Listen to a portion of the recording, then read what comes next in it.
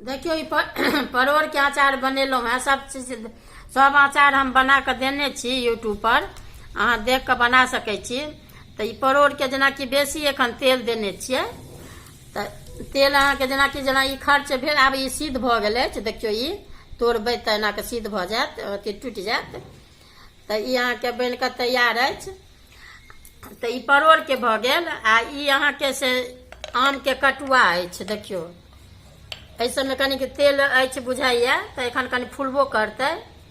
तो ई अहाँ के ई कटुआ अचार ई अछि आम के।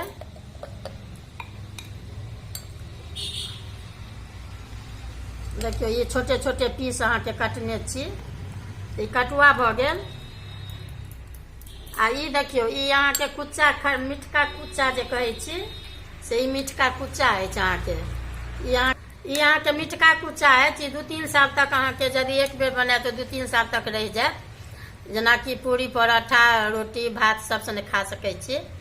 आ ई अहाँ के खट्टा वाला अछि कुच्चा। तो ई अछि भ गेल। आ ई अहाँ के मिक्स वाला बनेने छी, मिरचाई वाला, जेना कि कटहर मिरचाई से सब अछि। आ ई अहाँ के देखियो करैला के से काटि काटि के ई अहाँ एनाहू बना सकै छी। बनबै घड़ी में हम देखा देने छी। जेना ई पीस काटि काटि के, जेना कि छोटे छोटे एगो पीस एना के खा सकै छी ल के।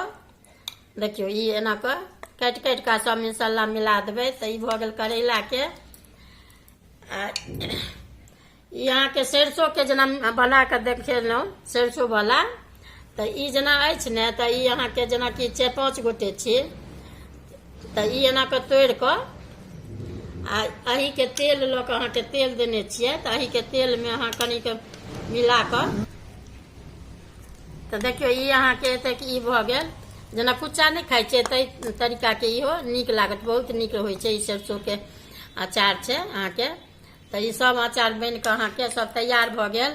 अगर कोनो अचार अहाँ के चाही, सनेश वाला नंबर अछि, ओहि में अहाँ संपर्क करब।